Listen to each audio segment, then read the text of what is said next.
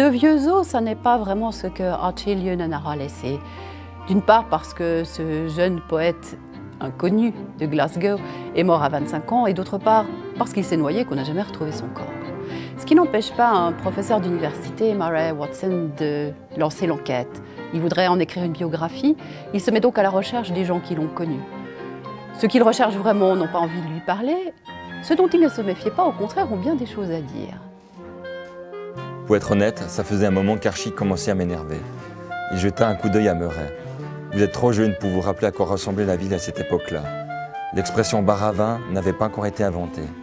Les hommes étaient censés se comporter en hommes, boire autant de verres qu'ils pouvaient en descendre et chialer seulement quand leur équipe ne remportait pas la coupe. Les gens avaient l'habitude de voir des mecs aux cheveux longs à l'époque, mais il valait mieux se comporter en homme si on ne voulait pas avoir de problème. Et ce n'était pas le cas d'Archie? Aujourd'hui, il aurait eu toutes les chances de s'en sortir. Tout passe, non? Mais pas à l'époque.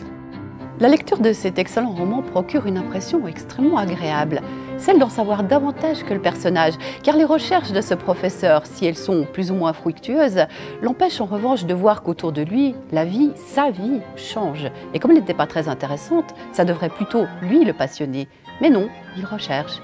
Louise Walsh, qui est un excellent écrivain de thriller, est aussi une libraire d'occasion. Elle sait ce que ça veut dire chercher dans les vieux papiers. Et ça n'est pas un hasard si son personnage s'appelle Watson.